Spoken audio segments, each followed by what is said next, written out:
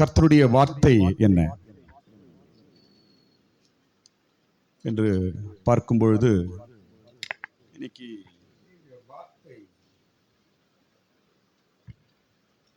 என்னவென்றால் மணல் வீடு. என்ன வீடு?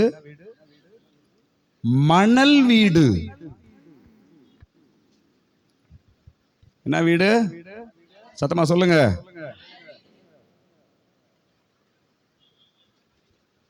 எத்தனை பேர் மணல் வீடு கட்டியிருக்கீங்க?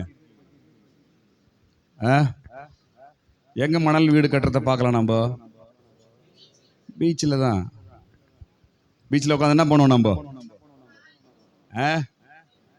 மணல் வீடு. மண்ணில் அப்படியே சேர்த்து சேர்த்து மணி கணக்காக உட்காந்து என்ன பண்ணுவோம்? அத்தை அமிக்கி குமிக்கி அத்தை இப்படி நிறுத்தி அப்படி நிறுத்தி இது பண்ணி ரொம்ப பிரயாசப்பட்டு அழகா கட்டி அது கது வச்சு அது வச்சு இது வச்சு வாசல் வச்சு எல்லாம் வச்சு பண்ணுவோம். ஆனால் அடுத்த நிமிஷம் அதாங்க இருக்காது.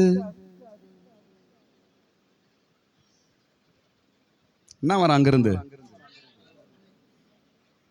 அது என்ன பண்ணும்? கொஞ்ச நிமிஷத்துல அடுத்து திரும்படி பார்க்கறதுக்குள்ள அந்த வீடு அங்க இருக்க. அப்படிதான் நாம் கட்டி கொண்டிருக்கிறோம். இன்னைக்கு ஆண்டவர் பேசுகிறார். கஷ்டப்படுறோம். எங்க இத்தனை வருஷம் கஷ்டப்படி என்ன செய்து வச்சுக்கிற?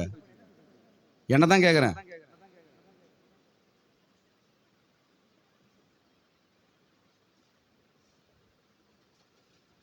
ஓடுற மாதிரி தெரியுது, ஓடிடுற மாதிரி தெரியுது, தூக்கம் இல்லாத மாதிரி தெரியுது, அப்படியே வேறு சிந்திர மாதிரி தெரியுது. பாக்குறதுக்கு பார்த்தா பயங்கர பிஸி. ஆனா கட்டுறதெல்லாம் மண் வீடு தான். கட்டுறதெல்லாம் மணல் வீடு. திரும்பி பார்த்தா ஒரு பிரயோஜனம் இல்லை. எங்கே என் பிரயாசத்தின் பலன்? எங்கே நான் கஷ்டப்பட்டதெல்லாம்? எங்க நான் போராடினது? எங்கே நான் வேர்வை சிந்தினது? எங்கே என் கஷ்டம்? எங்க? எல்லாமே கேள்விக்குறியா நிக்குது. பிள்ளையா இருக்கட்டும், பொண்ணா இருக்கட்டும், புருஷனா இருக்கட்டும், பொண்டாட்டியா இருக்கட்டும், வீடா இருக்கட்டும், குடும்பமா இருக்கட்டும், வியாபாரமா இருக்கட்டும், எல்லாமே கேள்விக்குறியா இருக்கிறது. சிலரை, நான் எல்லாரையும் சொல்லல, சிலரை பொதுவா நான் பேசுகிறேன். ஏன் கற்றதெல்லாம் மணல் வீடா போகுது? என் பிரயாசம் எல்லாம் மணல் வீடாய் போகிறது. என் கஷ்டம், என் வேர்வை, என்னுடைய யுத்தம், என்னுடைய போராட்டம் எல்லாமே மணல் வீடாய் போய் கொண்டிருக்கிறது. திரும்பி பார்த்தா ஒரு பலனையும் காணோம், ஒரு பிரதிபலனையும் காணோம். ஒண்ணுமே காண கண்ல. ஏன்? இன்றைக்கு ஒரு சப்ஜெக்ட் நான் பேச போகிறேன். ஸ்தோத்திரம். மணல் வீடு. சரி, கர்த்தர் அதை மாற்றுகிறார். அப்ப நான் வருவேன். ஏன் அது மணல் வீடு என்ன சப்ஜெக்ட் அப்புறம் போறேன். நான் அதுக்கு முன்னாடி கர்த்தர் சொல்லுகிற ஒரு 5 வார்த்தை நான் உங்களோட பகிர்ந்து கொள்ளுகிறேன். ஸ்தோத்திரம். நான் சப்ஜெக்ட் அப்புறம் சொல்றேன் உங்களுக்கு. முதலாவது, நீங்கள் கட்டுகிறவர்களாய் மாறுவீர்கள்.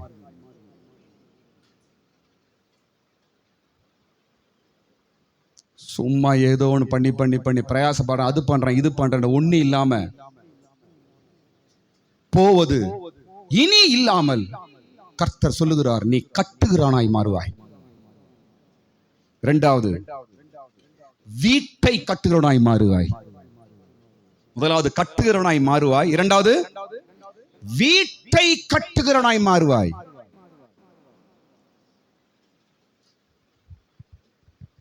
வீடுனா எதை செங்கல் வச்சு இடம் வாங்கி பிளாட் வாங்கி கட்டுற வீடு இல்ல சொல்ல வருதல்ல. உன் குடும்பம், உன் வீடை உருப்படியா, ஒரு ஸ்திரமாய், ஒரு நிலையான உன் பிரயாசத்தின் பலனை உன் வீடாய் கட்டுகிறவாய் நீ மாறுவாய். ஸ்தோத்திரம். மூன்றாவது, ஆழமாய் தோண்டி கற்பாறை மேல் அஸ்திபாரம் போட வீடாய் மாறும்.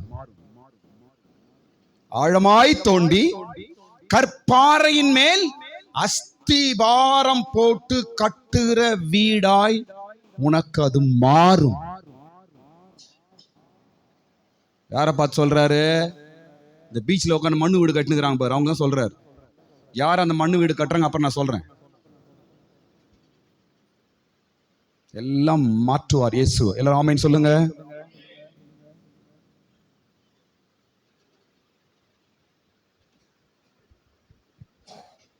என் பிரயாசம் ஆழமாய் தோண்டி கற்பாறையின் மேல் கட்டப்பட்டதா இருக்கணும். என் பிரயாசம்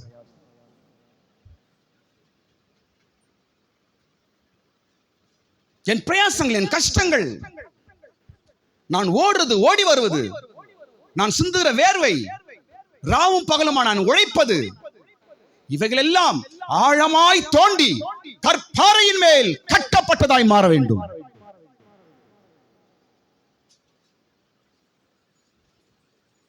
அர்த்தம் இல்லாமல், பலன் இல்லாமல் மணல் வீடா இருக்கக்கூடாது.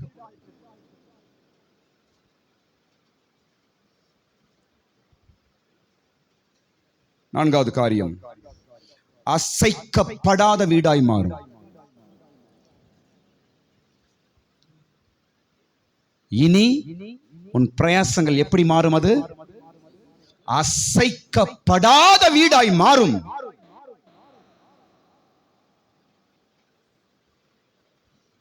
அசைக்கப்பட முடியாது. ஸ்தோத்திரம்.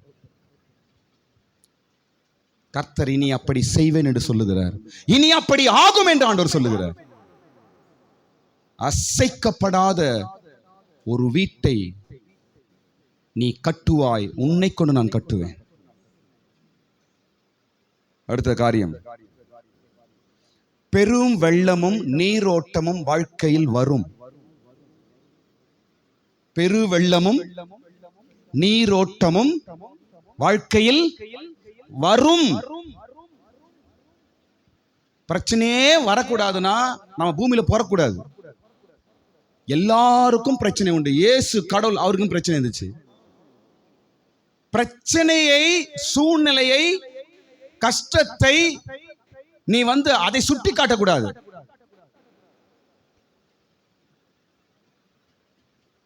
பெரும் வெள்ளமும் நீரோட்டமும் வரும்.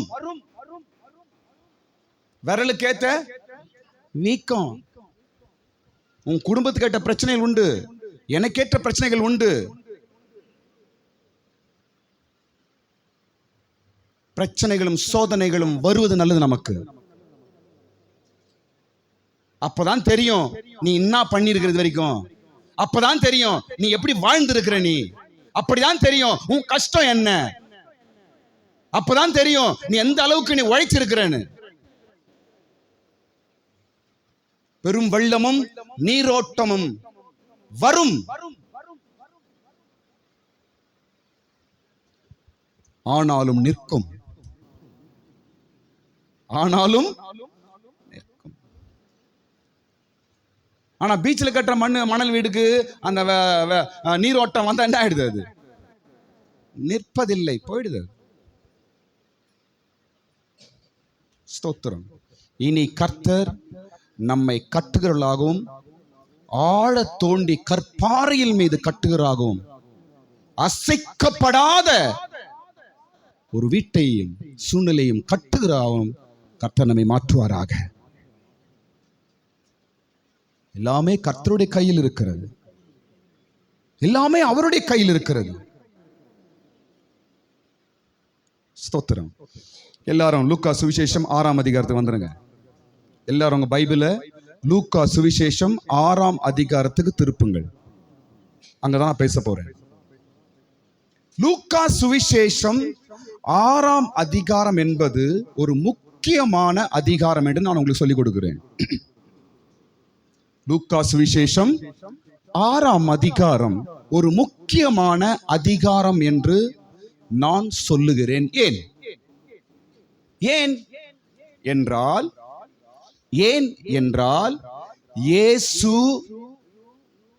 இரவு முழுவதும் ஜெபித்து காலையில எழுந்து தன் சீஷர்களை செலக்ட் பண்றார். எத்தனை பேரு எத்தனை பேருங்க இயேசு சீஷருங்க? 12 பேரை செலக்ட் பண்ணது லூக்கா 6ஆம் அதிகாரம். செலக்ட் பண்றதுக்கு முன்னாடி என்ன பண்றாரு அவரு? என்ன பண்றாருங்க அவரு? அன்று ஒரு மலையின் மேல் ஏறி ரா முழுவதும் தேவனை நோக்கி ஜெபம் பண்ணி கொண்டிருந்தார். பொழுது விடிந்த போது அவர் எது செய்தாலும் ஜெபத்தோடு தான் செய்ய வேண்டும். பாத்தீங்களா? லூக்கா 6ஆம் அதிகாரம் மிக முக்கியமான அதிகாரம். 12 பேரை செலக்ட் பண்ற அதிகாரம். 12 சீஷர்களை அவர் செலக்ட் பண்றார். இவர் அவங்க பேரெல்லாம் போட்டுருது பாருங்க. அது அடுத்தது பார்க்கும்பொழுது அந்த 12 பேருக்கும் எதை செய்யணும், எதை செய்யக்கூடாது, எப்படி இருக்கணும் என்று அந்த அதிகாரத்துல தன் சீஷர்களுக்கு சொல்லி கொடுத்ததை தான் இப்ப நாம படிக்க போகிறோம். ஸ்தோத்திரம்.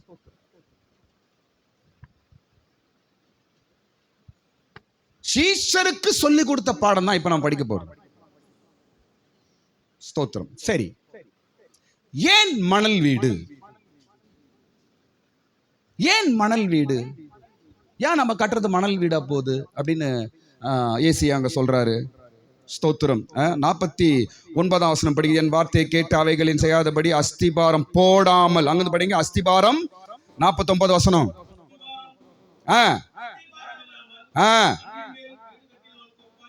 அஸ்திபாரம் இல்லாமல் எதுல கட்டுறான் ஒரு வீடு?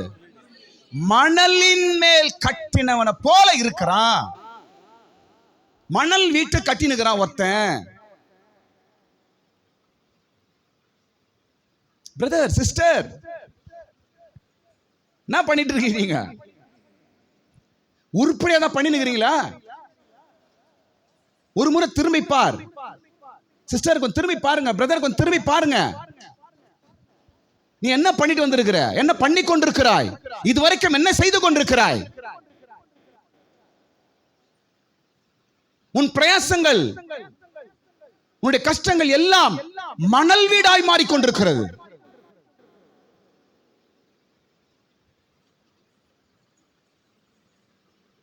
மணல் வீடு கட்டி கட்டி கட்டி கட்டி அப்புறம் வயசான மேல போயிருது. அவ்வளவு முடிஞ்சிச்சா? என்ன பாருங்க, மணல்ல வீட்டை கட்டி கட்டி கட்டி கட்டி ஒரு நாள் என்ன போயிடுவான். எந்த வீட்டுல யார் உட்கார போறா? எல்லாமே கேள்விக்குறியாய் மாறுகிறது.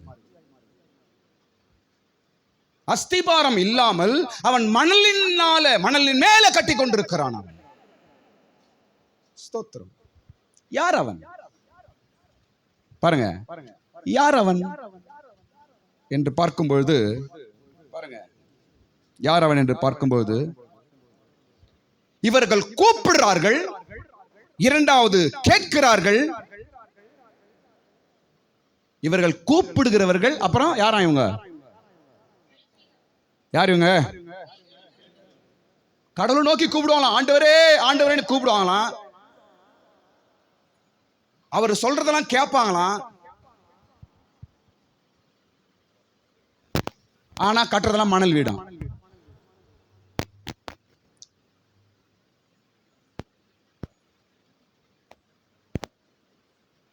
ஜெபிக்கிறவர்கள் தான், ஆண்டவரை நோக்கி கூப்பிடுறவர்கள் தான்.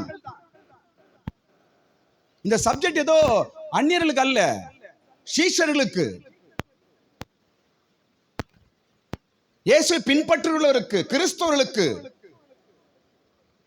ஆண்டவரே ஆண்டவரே கூப்பிடுகிறோம், ஜெபிக்கிறோம், எல்லாம் நல்லதுதான். கஷ்டத்தை ஜெபம் பண்ற, தேவையில ஜெபம் பண்ற, வேதனையில ஜெபம் பண்ற, எல்லாம் நல்லதுதான், இல்லை என்று சொல்லவில்லை.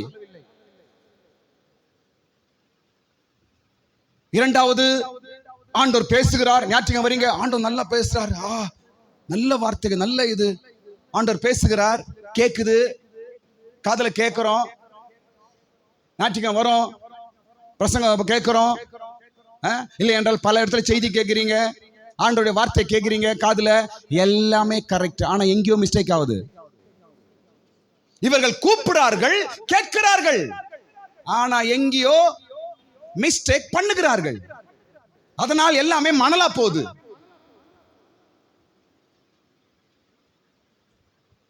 என்ன பண்றாங்க என்றால், அப்படி என்ன பாருங்க, என்ன பண்ணுகிறார்கள் என்றால் கூப்பிடுறாங்க ஆண்டவரை, ஆண்டவர் சொல்றதை கேட்கிறாங்க. ஆனால் செய்கை என்று வரும்போது அவங்க இஷ்டத்தை தான் செய்வாங்க. அப்போ ஆண்டவர் சொன்னதெல்லாம் அவங்க ஞாபகத்துக்கு வராது. மறுபடியும் என்ன பாருங்க, மறுபடியும் சொல்றேன் உங்களுக்கு நான். இவர்கள் கூப்பிடுகிறவர்கள், ரெண்டாவது காது நல்லா கேட்கிறவங்க இவங்க. ஆனால் ஒரு செய்கை என்று வரும்பொழுது, ஒரு வேலை என்று ஒரு வரும்பொழுது, அப்போ ஆண்டவர் சொல்றதெல்லாம் அவங்க காதுல வராது. இவர்கள் சுயமாய்தான் அப்போது செய்வார்கள். அப்படிப்பட்டவர்கள் தான் இவர்கள். அதனால் இவங்க வாழ்க்கை எல்லாம் மணல் வீட்டை கண்டி கொண்டிருக்கிறார்கள்.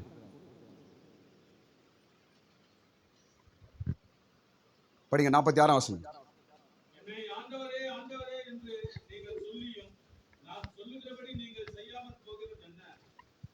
கூப்பிடுறாங்க, ஆண்டவரே ஆண்டவரே. ஜபம், குடும்ப ஜபம், எல்லா ஜபம் தான். ஆண்டவரும் பேசுறாரு. அவர் நல்லவருங்க. அவர் காது கேட்காதவர் அல்ல. நீ கூப்பிட்டா கேட்கும், அவருக்கு உடனே பதில் கொடுப்பார். அவர் பகுதியில் அவர் கரெக்டா இருக்கிறாரு. அவரும் பேசுறாரு, உன் காதுல கேக்குது. ஆனால் ஆனால் செய்கை என்று வரும்பொழுது உன் சுயத்தை காட்டுற நீ. செய்கை என்று வரும்பொழுது அப்போ வசனம் ஞாபகத்துக்கு வராது, அப்போ கடவுள் சொல்றது ஞாபகத்துக்கு வராது. எல்லாம் ஓரம் கட்டிட்டு அப்படியே செய்கையிலே நாம் தவறு செய்கிறோம். அதனால் நாம் செய்கிற எல்லா வேலையும் மணல் வீடாய் மாறுகிறது.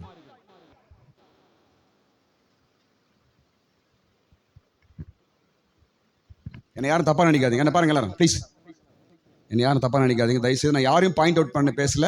இது ஒரு அர்த்தமா உங்களுக்கு நான் சொல்ல போறேன். ஸ்தோத்திரம். என்ன பாருங்க, எல்லாம் கரெக்டா நடக்கும். கல்யாணம்னு வரும்போது பைபிள் தூக்கி ஓரம் வச்சிருவாங்க, இயேசு தூக்கி ஓரம் வச்சிருவாங்க. உதாரணத்துக்கு சொல்றேன், ஒரு விவாகம் இப்ப கிறிஸ்து சொசைட்டி நடக்கிறது தான் பிரச்சனையே. எல்லாம் கேட்பாங்க, அப்படி கேட்பாங்க, எல்லாம் ஐயோ ஆண்டவரே சோத்திர ஜோபம் கேட்போம், வசனம் எல்லாமே இருக்கும். ஆனா ஒரு காரியம் வரும்போது பாரு, பைபிள் அப்படி சைட்ல போயிடும். அப்பதான் ஜாதியை பார்ப்பான், அப்பதான் பணத்தை பார்ப்பான், அப்பதான் கோத்திரத்தை பார்ப்பான், அப்பதான் நகை நட்டை பார்க்கிறது, அப்பதான் அந்தஸ்தை பார்க்கிறது. எப்படி நீ கட்டுறது நிறமாய் நிற்கும், மணல் வீடாய் கட்டி கொண்டிருக்கிறாய் நீ.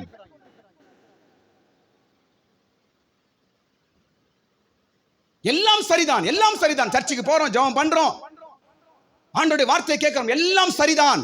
ஆனால் நீ செய்ய வேண்டிய ஒரு நேரம் வரும்பொழுது, உன் காரியங்கள் உன் கையினால செய்ய வேண்டிய நேரம் வரும்போது நீ டோட்டலா கலர் மாறிடுற. அப்படியே டோட்டல் சேஞ்ச், கலர் மாறிடுவாங்க. அப்போ நீ என்ன கலர் மாறி பண்ணாலும் நீ கட்டுவதெல்லாம் மணல் வீடுதான். திரும்பி பார்த்தால் ஒன்றுமே இருக்காது.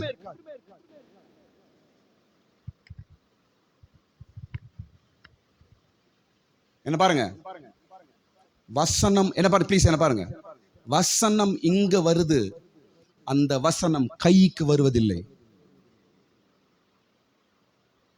வசனம் இங்கு வருகிறது, தேவ சத்தம் இங்கு வருகிறது, ஆனால் அது எங்க வர்றதில்ல.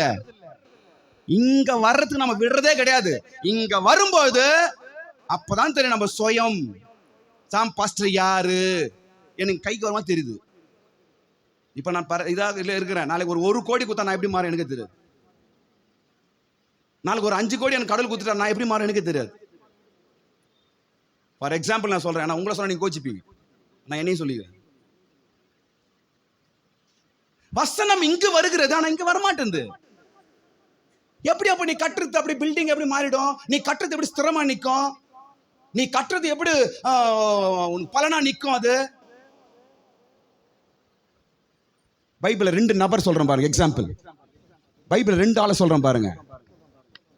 நம்பர் 1 மோசே. எல்லாரும் சொல்லுங்க, மோசே கர்த்தர் சொன்னதை காதில கேட்டான், ஆனால் போய் செய்யும் பொழுது வேற விதமாய் செய்தான்.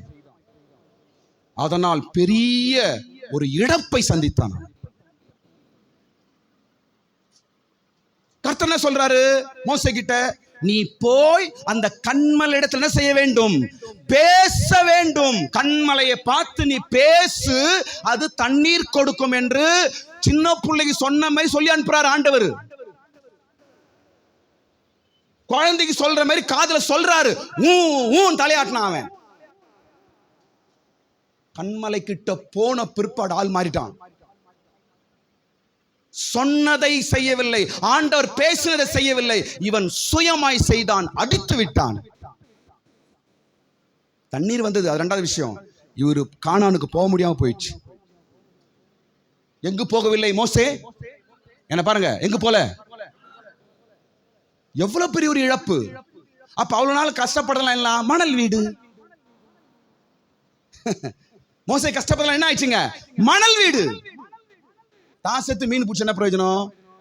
மோசே பரிசுத்தவான், அவனை பத்தி நான் எதுவும் பேச வரல, உங்களுக்கு புரியும்படி சப்ஜெக்டா நான் பேசுறேன்.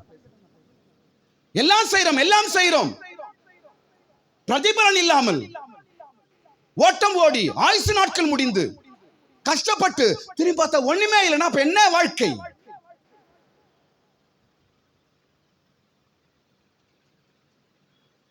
மோசே காதல கேட்டாங்க. என்னாகமும் எங்க இருக்குது, என்னாகமும் 20ஆம் அதிகாரத்தில் இருக்குது. வீட்டுல படிச்சு பாருங்க, டைம் இல்ல. என்னாகும் 20ஆம் அதிகாரத்தில் இருக்குது. கடவுள் சொல்றார், நீ கன்மலை கிட்ட போய் பேசு என்று சொன்னார். நல்ல காதல கேட்டாங்க.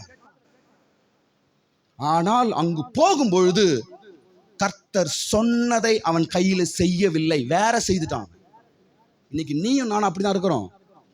ஒரு காரியம் வரும்போது, ஃபார் எக்ஸாம்பிள் புள்ள கல்யாணம் வரும்போது எத்தனை பேர் மாறுவாங்க பாருங்க. பைபிள்லாம் பறக்கும், கேட்ட சத்தியம் வேலை செய்யாத. அப்போ எல்லா கிறிஸ்தவங்களும் நான் பேசுகிறேன், என் சபை குறித்து நான் பேசவில்லை. ஒரு காரியம் என்று வரும்பொழுது என்ன செய்யறோம்?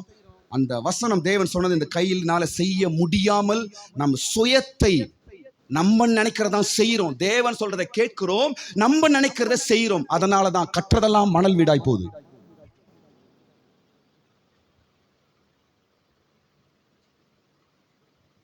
இதெல்லாம் தவறுங்க. ஆண்டவர் எச்சரிக்கிறார். ஒருவேளை அப்படி கடந்த நாட்கள் இருந்திருப்பாய் என்றால், இன்றைக்கு ஆண்டவர் பேசுகிறார் என்றால் உன்னை உணர்த்துகிறார். இனி நீ கற்பாறையின் மேல கட்டுகளாய் மாறுவாய் என்று ஆண்டவர் பேசுகிறார்.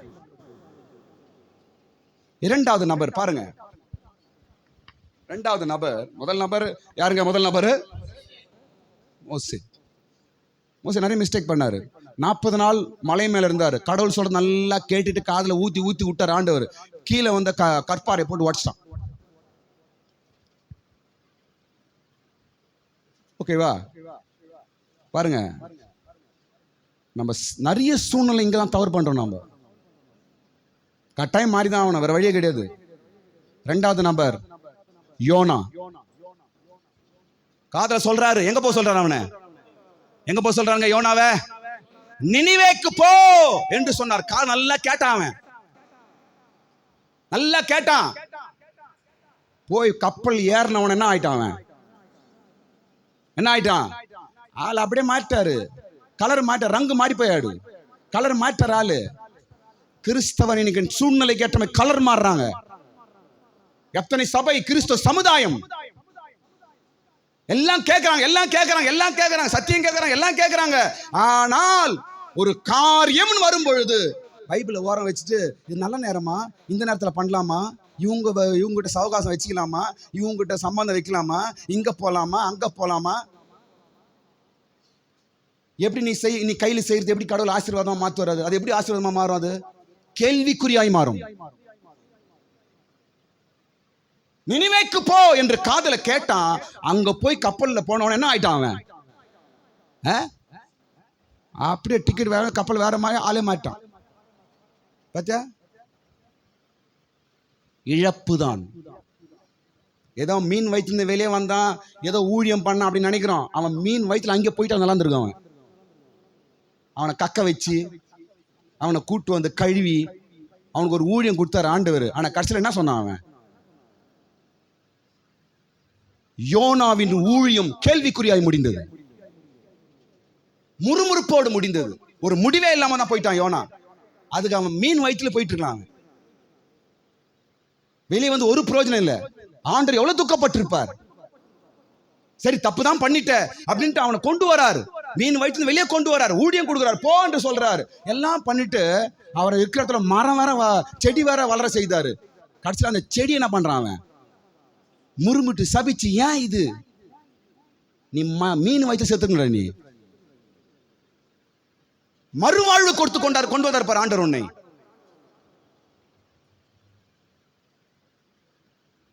இழப்பு, மோசேக்கு இழப்பு, யோனாக்கு இழப்பு.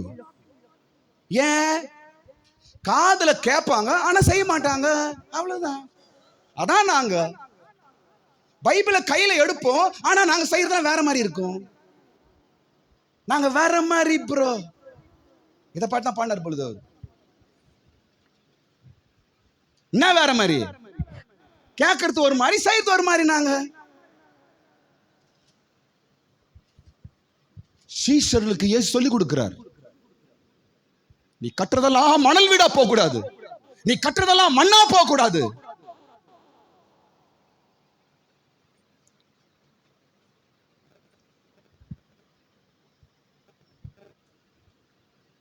என் வார்த்தை கேட்டு அதன்படி செய்யாதவன்.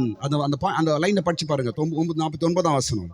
என் வார்த்தையை கேட்டு அதன்படி. எல்லாரும் படிங்க லைன், எல்லாரும் படிங்க, பைபிள் படிங்க. போதும், மறுபடியும் படிங்க. மண்ணா போயிட்டான், மணல் வீடா கட்டினுக்கிறான்.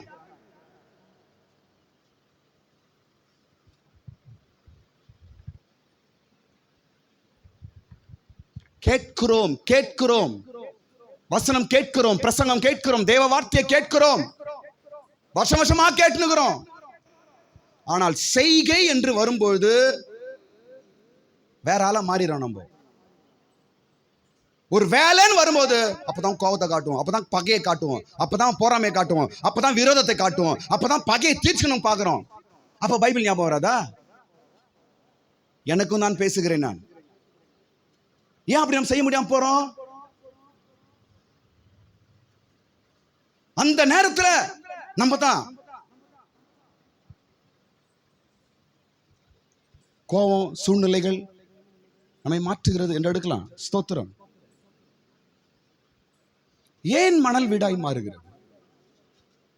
ஏன் நான் பண்ற கஷ்டம்லாம் மணலா போகுது?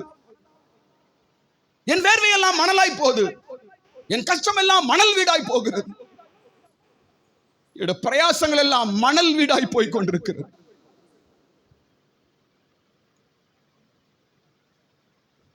பாருங்க, கடவுள் எப்படி நம்முடைய கையின் பிரயாசத்தை ஆசீர்வதிக்கிறார் என்றால், கேட்ட வசனம் கைக்கு வரும்போதுதான் அதை ஆசீர்வதிக்கிறார். உன் கையின் பிரயாசத்தை நான் சாப்பிடுவேன், உன் கையின் பிரயாசத்தை நான் ஆசீர்வதிப்பேன். கர்த்தர் ஆசீர்வதிக்கிறார். அப்படிதானங்க? இப்ப நீங்க கையில செய்யற வேலை, தொழில், இது ஆசீர்வாதமா மாறணும்னா இங்க கேட்கிற பார் காதுல என்ன புத்திமதி கடவுள் சொல்றாரு, அதை அப்படியே கையில கொண்டு வந்தாதான் இந்த கையில எது செய்தாலும் ஆசீர்வாதமாய் மாறும்.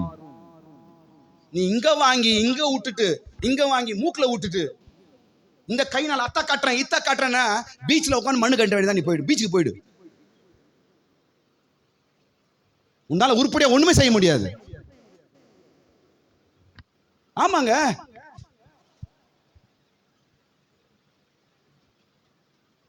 இன்னொரு வசனம் சொல்றேன் பாருங்க, 31ஆம் வசனம். 31ஆம் வசனம் படிங்க.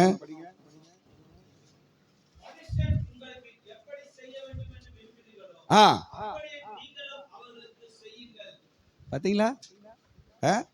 நாம் விரும்புவது நமக்கு, நாம் விரும்புவது நம் செய்கையினால் வரும். இது நான் எழுதியிருக்கிற லைன். அதெல்லாம் நாம் விரும்புவது நம் செய்கையினால் வரும். இந்த வார்த்தை சொல்லுங்க எல்லாரும் கூட சேர்ந்து, மறுபடியும் சொல்லுங்க.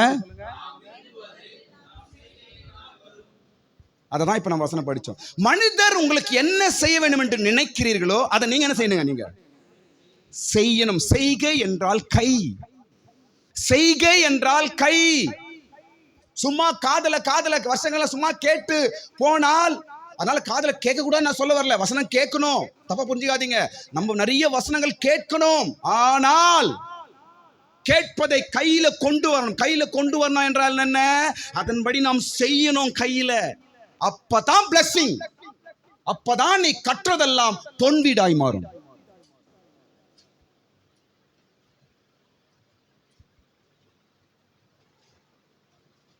முப்பத்தி 38 வசனம் பாருங்க. அதுல ஏன் சொல்றார்? 38 வசனம், நீங்கள் எந்த அளவினால் அளக்கிறீர்களோ அந்த அளவினால் உங்களுக்கு, என்ன அர்த்தம் இது? எந்த அளவுக்கு நம்முடைய கையினால நம்ம செய்கிறோமோ அந்த அளவுக்கு நமக்கு செய்யப்படும். கைதான் முக்கியம். நல்லா பாருங்க, இந்த கைதான் மிக முக்கியம். நம்மை உயர்த்துவதும், நம்மை ஆசீர்வதிப்பதும், நம்மை உட்கார வைத்து சாப்பிட வைப்பதும் இந்த கைதான். இந்த கை எப்படி இருக்க வேண்டும்? கேட்கிற வசனத்தின்படி செய்கிற கையா இருக்க வேண்டும்.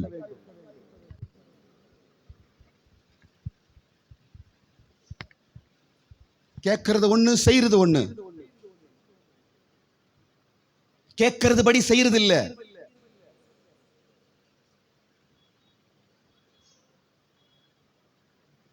ஸ்தோத்திரம். கடைசி பகுதி நான் வந்துடுறேன். கடைசி பகுதி நான் சொல்ல போறேன் இப்போ. பலன் இல்லாதவைகள், செய்ய வேண்டியவைகள், செய்யாதவைகள், 3 பகுதியா நான் பேச போறேன். பலன் இல்லாதவைகள் எவைகள், செய்ய வேண்டியவைகள் எவைகள், செய்யக்கூடாதவைகள் எவைகள், 3 பகுதியாய் நான் சில விஷயங்களை பேசுறேன் பாருங்க. எல்லாம் அதே அதிகாரத்தில் தான் இருக்கிறது.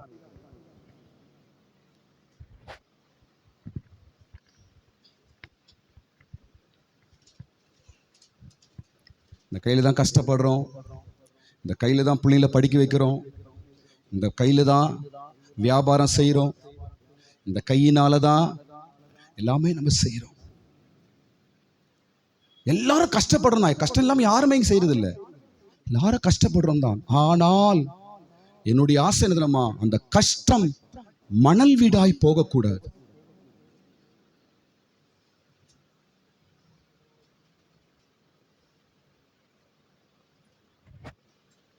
திரும்ப ஒண்ணுமே இல்லை என்று நம்ம சொல்லக்கூடாது.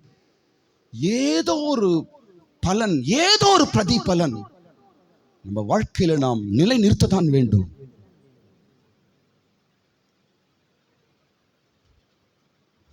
இயேசு இந்த சப்ஜெக்டை பேசும்போது வீட்டுக்கு ஒப்பாய் தான் பேசுகிறார். அப்படிதானங்க? என் வார்த்தையை கேட்டு அதன்படி செய்கிறவன், என் வார்த்தையை கேட்டு அதன்படி செய்யாதவன் எதற்கு ஒப்பிடுகிறார்? புரியல சொல்றது? எதற்கு ஒப்பிடுகிறார்? வீடு. எல்லாரும் சொல்லுங்க, வீடு. உன் வாழ்க்கை, உன் குடும்பம், உன் புள்ள, உன் பொண்ணு, உன் வீடு.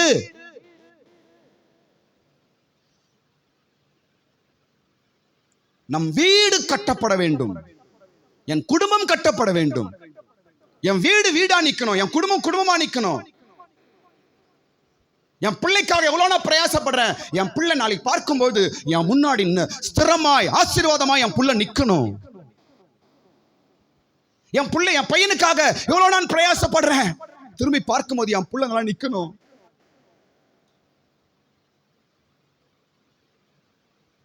என் பிள்ளைக்கும், என் குடும்பத்திற்கும், என் வீட்டுக்கும் நான் செய்யற காரியம் ஒரு மணல் வீடாய் போயிடக்கூடாது.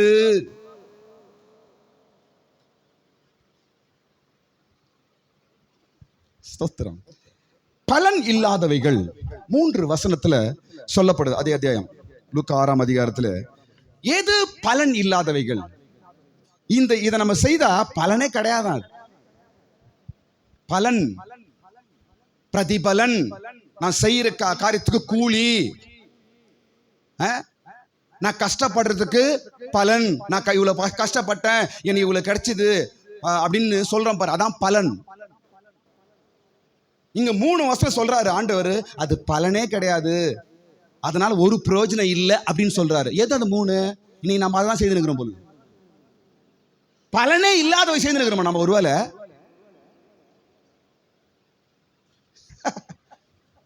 காலையில் இந்த சப்ஜெக்ட் பேசும்போது நான் ரொம்ப நேரம் ஆண்டவர் சமூகத்தில் உட்கார்ந்து நான் யோசித்தேன். ரொம்ப இன்னும் நிறைய விஷயங்கள் பேசலாம். பலன் இல்லாதவைகள் 3. முதலாவது 32ஆம் வசனம் வரும்போது, உங்களை சிநேகிக்கிறவர்களே நீங்கள் சிநேகித்தால் அது பலன் கிடையாது. என்ன சொல்றாரு? பலன் இல்லைன்னு. அதுக்கு என்ன இல்ல? ஒரு பலன் கிடையாது. வேஸ்ட். நீ கட்டுறது மண் வீடு தான், மணல் வீடு தான். உன் சிநேகம் எப்படிப்பட்டது? நீ காட்டுற லவ், நீ காட்டுற அன்பினால உன் வாழ்க்கைக்கு என்ன பலன் கிடைக்குது?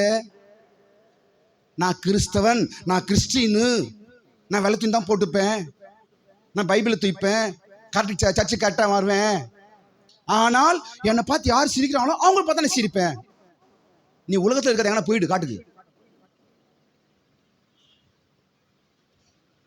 எனக்கு யாரு ஹெல்ப் பண்றாங்களோ அவங்களுக்கு தான் ஹெல்ப் பண்ணுவேன். இது என்னது இது? அப்படி பைபிள் எங்கேயுமே சொல்லவே இல்லையே. இப்படி நீ செய்யறன்னு வச்சுக்கிறேன், இதனால ஒரு யூஸ் கிடையாது. இதனால இந்த பூமியில நீ எதுவுமே பிரதிபலனை பெற முடியாது. நீ மண் வீடு தான் கட்டிட்டு இருக்கிற அப்படின்னு ஏன் சொல்ற? சூப்பர்ல. நம்ம இந்த தத்துவத்தை நம்ம இருக்கிறோம். அப்படிதானங்க? நான் மறுபடியும் சொல்றேன், என்னையும் சேர்த்தா சொல்றேன். 5 நிமிஷம் நான் முடிச்சிடுறேங்க. என்னையும் சேர்த்தா நான் பேசுகிறேன். இன்னைக்கு நம்முடைய அன்பு எங்கு வெளிப்படுகிறது? நீ பிரதிபலனை பெற்று நீ ஸ்திரமா ஆகணும் குடும்பம் என்றால் நம்ம என்ன செய்யணுமா? நேசிக்கிறவர்களே நீ நேசித்தால் ஒரு பலன் இல்லை. மறுபடியும் படிங்க லைன். உங்களை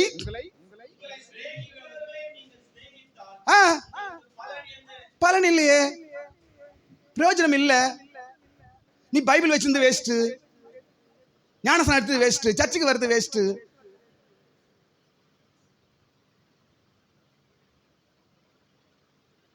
பரலோகம் போயிட்டு நினைச்சு நிற்கிற பேர் அது வேஸ்ட்.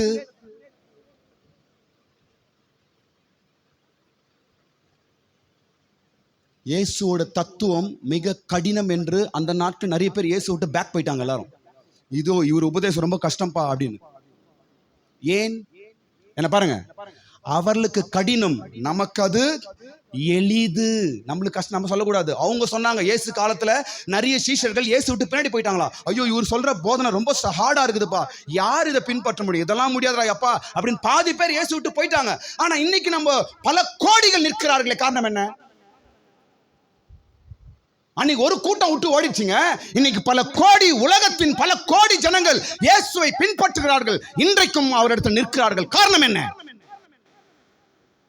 அந்நாட்களில் அவர்களுக்கு கிருபை இல்லை, அபிஷேகம் இல்லை. இன்றைக்கு நமக்கு கிருபையும் அபிஷேகமும் நம் மீது ஊற்றப்படுகிறதுனால நாம் கடினம் என்று சொல்லவே முடியாது. ஆமென். இயேசுவின் சத்தியம் பைபிள் கஷ்டம் சொல்லவே கூடாது. நம்ம என் நுகம் உங்களுக்கு மிருதுவாகும் எளிதாயும் இருக்கும். பலன் இல்லாத சொல்லிட்டார். உங்களை நேசிக்கிறவங்களே நீங்க நேசிச்சிட்டா வேஸ்ட், அது வேஸ்ட். அதனால அதெல்லாம் பெரிய கிறிஸ்டின் பில்டப்லாம் பண்ணாதீங்க அப்படின்னு சொல்லிட்டார். யாருக்கு? சீசர்னு சொல்லி கொடுக்குறாரு. தான் சீசர்ல எப்படி ரெடி பண்றாரு பாருங்க அவர். நான் ரொம்ப நேசிக்கிறேன் அப்படின்னு பில்டப்லாம் காட்டாத. இது எல்லாவற்றுக்கும் ஒரு நாள் வரும். நீங்க யாரை நேசிக்கணும், யாருக்கிட்ட அன்பு காட்டணும், இதெல்லாம் ஒரு நாள் வரும் பாருங்க. கர்த்தர் புடமிட்டு ஜல்லட பண்ணிட்டு மேல கொண்டு போவாரு. ஜாக்கிரதை, சும்மா போயிட மாட்டோம் மேல. நம்ம தூற்றுக்கூடை அவர் கையில் இருக்கிறது. தானியங்களை களஞ்சியத்தில் சேர்ப்பார், பதறையோ அக்கினியில. நாம தான் அதெல்லாம் பலனில்லாத வாழ்க்கை நாம் வாழ்ந்து கொண்டிருக்கிறோம். நம்ம கட்டுறதெல்லாம் மணல் வீடா போயிட்டு இருக்குது. உங்களை நேசிக்கிறவங்களே நீங்க நேசிக்காதீங்க, பேட்டர்னை மாத்துங்க. உங்களை நேசிக்கிறவங்களை பார்த்தா ஹாயின்ட்டு போயிட்டே இருங்க. யார் உங்களை வெறுக்கிறாங்க, யார் உங்களை விரும்ப மாட்டாங்களோ அவங்க கிட்ட கொஞ்சம் அப்ரோச் பண்ணுங்க. அது உனக்கு பலன் கிடைக்கும். அங்க நீ போடுற எஃபர்ட் உனக்கு பொன் வீட்டை கட்டி கொடுக்கும். நம்பர் 2, 33ஆம் வசனத்துல 2வது சொல்றாரு பாருங்க, உங்களுக்கு நன்மை செய்கிறவர்களுக்கே நீங்கள் நன்மை செய்தால் பலன் கிடையாது.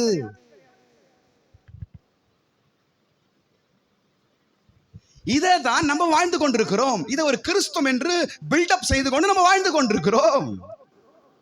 எல்லாம் வேஸ்ட். நீ இன்னும் நினைச்சுக்கிற நீ கட்டுறதெல்லாம் மண்ணு வீடு.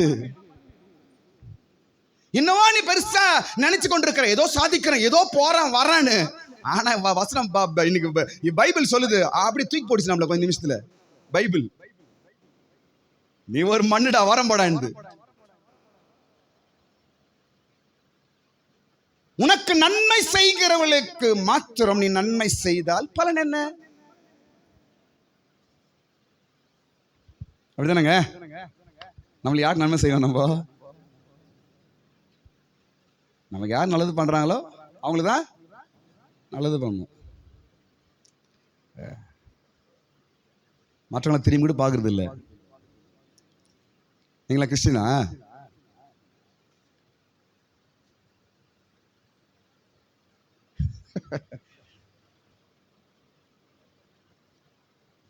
இப்படி நம்ம இருக்கிறோம்னா நம்ம கட்டுறது என்ன வீடு? அவ்வளவுதான். எல்லாரும் நாளைக்கு ஒரு வேன் வச்சு எல்லாரும் பீச்சுக்கு போயிடலாம். ஒரு வேன் வச்சுக்கின்னு எல்லாரும் எங்க போலாம்? பீச்சுக்கு போயிட்டு லைனா உட்காந்து காலடி உள்ள விட்டு மண்ணு வீடு கட்டலாம். முடிஞ்சு போச்சு. எல்லாம் நம்ம அப்படிதான் அந்த மெத்தட்ல தான் வாழ்ந்துக்கிறோம் நம்ம எல்லாம். ஆமாங்க. உங்களை நேசிக்கிறவர்கள் நீ நேசிக்கிறீர்கள், நீ கட்டுறது மண் வீடு. அப்புறம் நீ உங்களுக்கு நன்மை செய்கிறவர்களுக்கே நீங்க நன்மை செய்கிறீர்கள், நீங்கள் கட்டுறதெல்லாம் மணல் வீடு. 3வது 34 இன்னொரு அடி விழுது பாருங்க. 34 சொல்றாரு, திரும்ப கொடுக்கிறவர்களை நம்பி நீ கடன் கொடுத்தால் உனக்கு பலன். அதனால தான் பாஸ் நான் யாருக்கு கடனை கொடுக்கல, நான் கொடுக்க மாட்டேன். இன்னாதான் பம்பர் ஆச்சா நான் கொடுக்க மாட்டேன். கரெக்டுங்க. நீங்க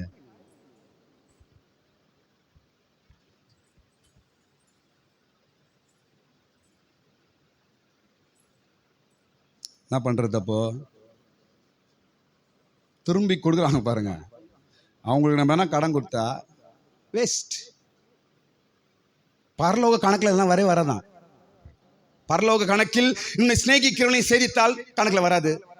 உனக்கு நன்மை செய்கிறவர்களுக்கு நீ நன்மை செய்தால் கணக்கில் வராது. உனக்கு திருப்பி கொடுக்குறான் பாரு கடனை, அவங்கள பார்த்து நீ கொடுத்தனா கணக்கில் வராது.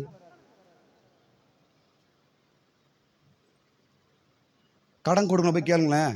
யார் கொடுப்பாங்க? யார் கரெக்டா திருப்பி அவங்களுக்கு தான் நான் கொடுப்பேன். இது பைபிள் இல்லாத தத்துவம்.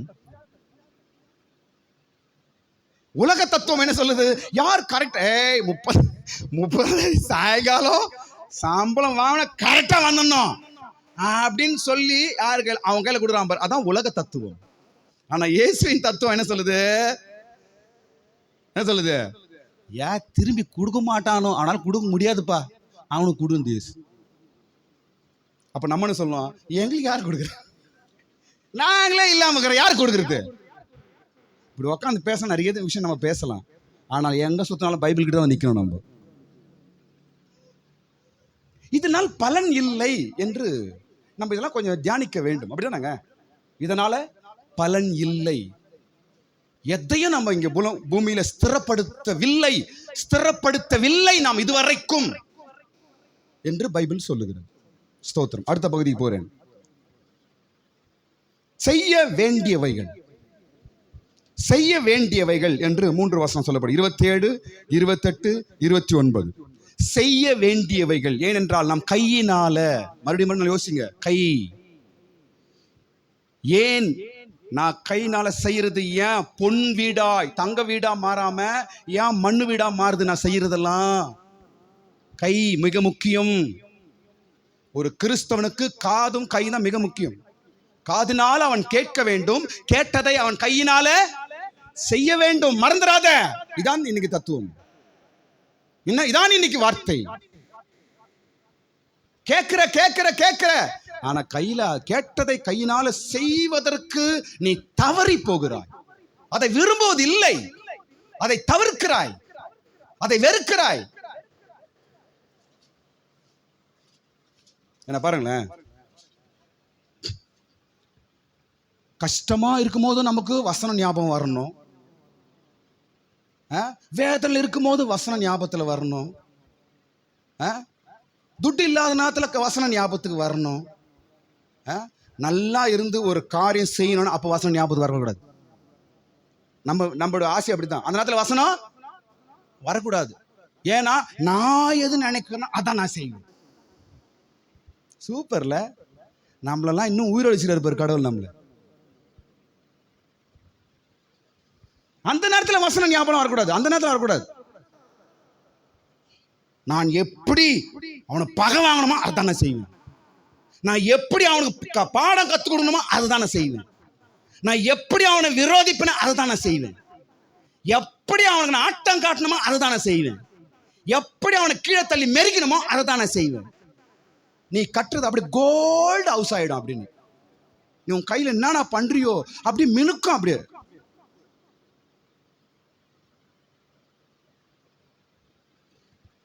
செய்ய வேண்டியவைகள் 3. 27ஆம் வசனம் என்ன சொல்லுது?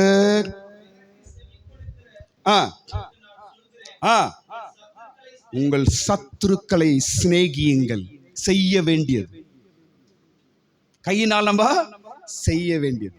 சத்துருக்களை சிநேகியுங்கள். அடுத்து உங்களை சத்துருக்களை சிநேகியுங்கள், உங்களை பகைக்கிறவர்களுக்கு நன்மை செய்யுங்கள். இதெல்லாம் நம்ம கையினால கை கொள்ளாமலே நாம் வாழ்ந்து கொண்டிருக்கிறோம். எப்படி நம்ம கட்டுறதெல்லாம் பொன் வீடாய் மாறும் என்று நாம் எப்படி நினைக்க முடியும்? ஏன் மணல் வீடாய் மாறிக்கொண்டிருக்கிறது? ஏன் என் வாழ்க்கையின் நான் செய்யற காரியங்கள் நிக்கவே மாட்டேங்குது? என் கஷ்டம், என் காரியங்கள் நிக்கவே மாட்டேங்குது. ஒரு ஆளா வந்துச்சு, ஆளா அடிச்சா ஒன்னெல்லாம் போயிடுது, அடையாளம் இல்லாம போகுது. கஷ்டப்பட்டதெல்லாம்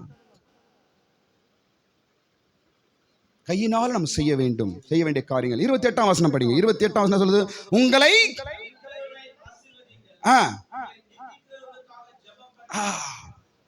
உங்களை சபிக்கிறவர்களை ஆசீர்வதியுங்கள், உங்களை நிந்திக்கிறவர்களுக்காக. இதெல்லாம் நம்ம செய்யணுமா? கையினால செய்ய வேண்டியது. சும்மா எழுதி வைத்துக் கொள்ளுங்க,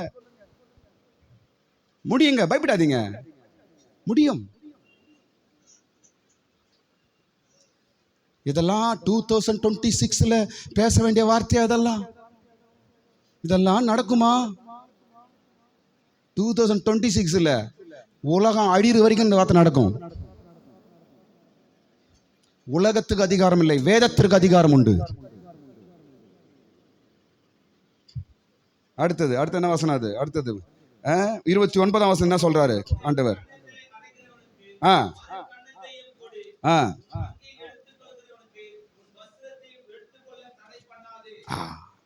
இது என்ன சொல்லிக் கொடுக்குது? விட்டு கொடுப்பதை சொல்லிக் கொடுக்குது. விட்டு கொடுக்கணும், எதிர்த்து நிக்காத. விட்டு கொடுப்பதை நமக்கு கற்றுத்தருது. சிநேகிக்கணும், நிந்திகளுக்காக ஜெபம் பண்ணணும், சபிக்கிறவர்களை ஆசீர்வதிக்கணும், நமக்கு விரோதமாய் வருவர்களுக்கு நாம் விட்டு கொடுக்க வேண்டும். இதை நாம் கையினால நாம் செய்ய வேண்டிய காரியங்கள். சீஷர்களே, இதை என் சீஷர்கள் வந்ததுனால நீங்க பெரிய ஆளு கிடையாது. இதெல்லாம் நீங்க கை கொள்ளணும், இப்படிதான் இருக்கணும். 12 பேரை செலக்ட் பண்ணி அவங்களுக்கு கிளாஸ் எடுக்கிறாரு.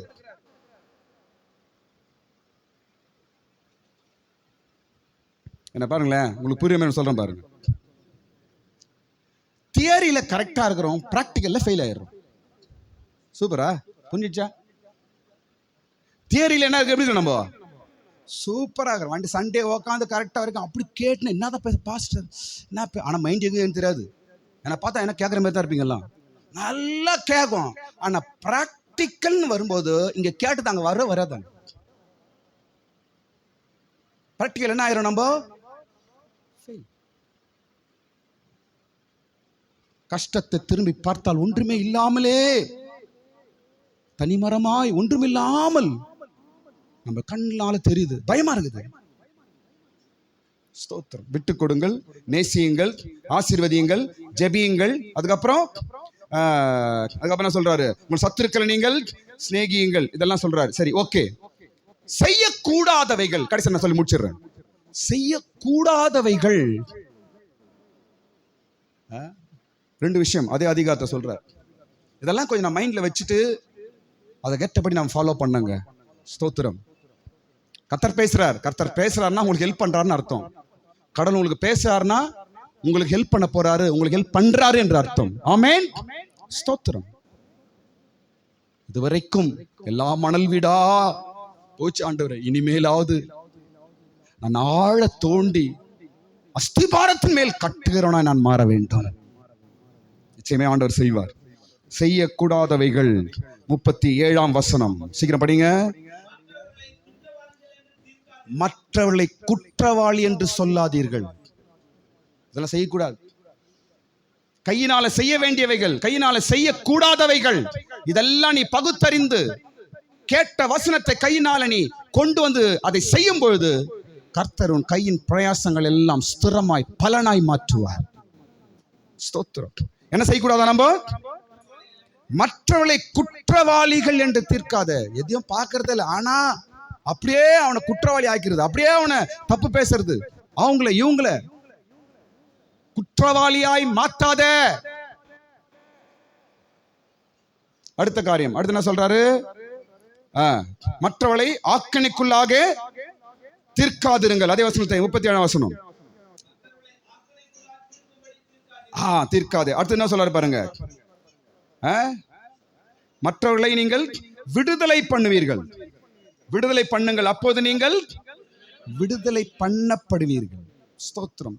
மற்றவர்களை குற்றவாளியா பேசக்கூடாது, மற்றவங்களை தீர்ப்பு செய்யக்கூடாது, மற்றவங்களை நாம அடிமையாய் கட்டி வைக்க கூடாது, விடுதலை செய்ய வேண்டும். இதெல்லாம் நாம செய்யக்கூடாது. குற்றமாய் மற்றவர்களை குற்றவாளியாய் நாம் செய்யக்கூடாது என்று சொல்லுகிறது. ஸ்தோத்திரம். கடைசி ஒரு வசனம் சொல்லி நான் முடிக்கிறேன்.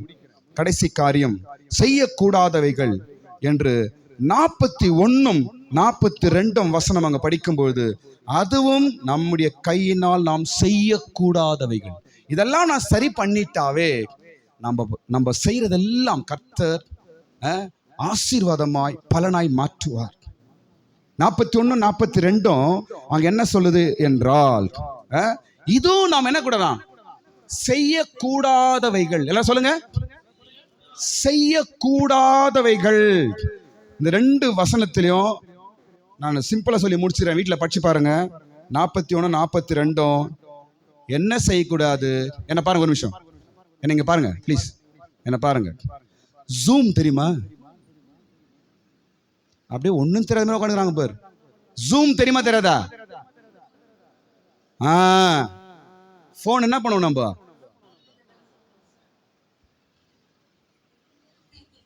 இது பேர் தான் என்னது? மற்றவங்க வாழ்க்கையை ஜூம் பண்ணாத அப்படின்ற. மற்றவன் குறைய, அவன் குடும்பத்தை, அவன் வாழ்க்கையை நீ என்ன பண்ணக்கூடாது? நீ அவங்களா அததான் இங்க சொல்லுது. உன் கண்ணில் உத்திரத்தை உணராமல் உன் சகோதரன் கண்ணில் இருக்கிற துரும்பை பார்க்காத, ஜூம் பண்ணி பார்க்காத.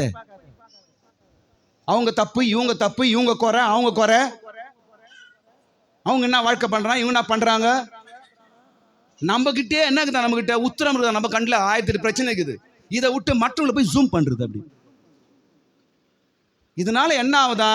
உனக்கு பலன் இல்லாமல் போகுது. நீ கஷ்டப்படுறது உனக்கு பலன் கொடுக்காமல் போகிறது என்றுதான் அந்த இடத்துல இயேசு கொண்டு வர அந்த விஷயத்தை. ஆமென். ஸ்தோத்திரம்.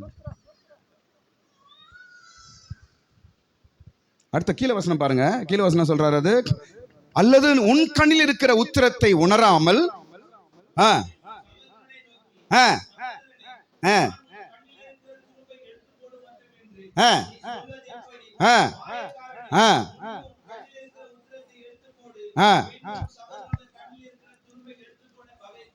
அவ்வளவுதான். பாருங்க, நம்ம கிட்டே 1008 இருக்குது. மற்றவங்களுக்கு புத்தி சொல்ல போவாதீங்க, புத்திப்பான ஆயிடாதீங்க. மற்றவங்க குறைய போயிட்டு எதிர்த்து பேசுறது, மற்றவங்க குறைய குத்தி காட்டுறது, இப்படி இருக்கிற வாழ்க்கையை ஃபர்ஸ்ட் நீ மாத்து. அப்பதான் உன் கையினால செய்யறதெல்லாம் கடவுள் வாய்க்க பண்ணுவார், ஸ்திரப்படுவார், உனக்கு பலன் கிடைக்கும். மற்றவங்களை குறை பார்த்துன, மற்றவங்களை குறை சொல்லிக்கின, மற்றவங்களை குறை எடுத்து காட்டி நீ வாழ்கிற வாழ்க்கை எல்லாம் மணல் வீடு தான். ஒண்ணுமில்லாம நிற்பாய்.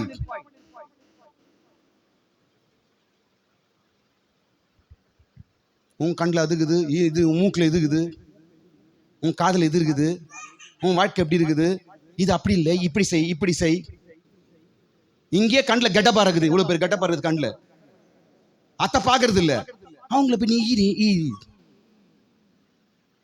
மண்ணா போயிடாத, மண்ணு வீடு கட்டின்னு இருக்காத. இன்னும் பெருசா நம்ம நினைக்கிறோம். மற்றவர்களை குறையை பார்க்கிறவன் மண் வீட்டை கட்டி கொண்டிருக்கிறான். அவனுக்கு அஸ்திபாரமே கிடையாது, அவனுக்கு நிரந்தரம் கிடையாது, அவன் வாழ்க்கை ஒரு ஸ்திரமா இருக்காது, அவன் கட்டுவதெல்லாம் நிலையாய் நிற்பதில்லை. பாத்தீங்களா? இன்றைக்கு நம்முடைய பிரயாசங்கள் எல்லாம் மணல் வீடை போல ஒரு பிரதிபலன் இல்லாம, ஒரு திருப்தி இல்லாமல், பிரயாசல ஒரு திருப்தி இல்லாமல் ஏன் காணப்படுகிறது? ஸ்தோத்திரம். மணல் வீடு. கிறிஸ்தவனே, நீ கட்டும் வீடு என்ன? நீ எண்ணத்தை கட்டி கொண்டிருக்கிறாய். சகோதரா, சகோதரி, நீ எண்ணத்தை கட்டி கொண்டிருக்கிறாய். என்ன பலனை சேர்த்து வைத்துக் கொண்டிருக்கிறாய்? என்ன பலனை உன் கண்ணிலால பார்த்து கொண்டிருக்கிறாய்? உன் பிரயாசம் எங்கே? உன் கஷ்டம் எங்கே? உன் கண்ணீர் எங்கே? உன் வேர்வை எங்கே? ராவும் பகலும் நீ பிரயாசப்படுகிற காரியங்கள் எங்கே? ஒண்ணுமில்லையா? எல்லாம் திரும்பி பாருங்க ஒரு வாட்டி. நான் அத்தை கட்டி வச்சு வந்துக்கிறோம். நம்ம எது நிக்குது? மணல் வீட்டை கட்டுகிறவர்கள் இயேசு அவர்களை அழைக்கவில்லை. கற்பாறையின் மேல் ஸ்திரமாய் கட்டுகிறவர்களை தான் இயேசு அழைக்கிறார். எல்லாரும் கண்களை மூடுங்க, ஜெபம் பண்ணுவோம். ஸ்தோத்திரம், ஹல்லேலூயா, ஸ்தோத்திரம். எல்லாரும் கண்களை மூடுவோம். ஸ்தோத்திரம். ஒரு நிமிஷம் தேவனுடைய கரத்தை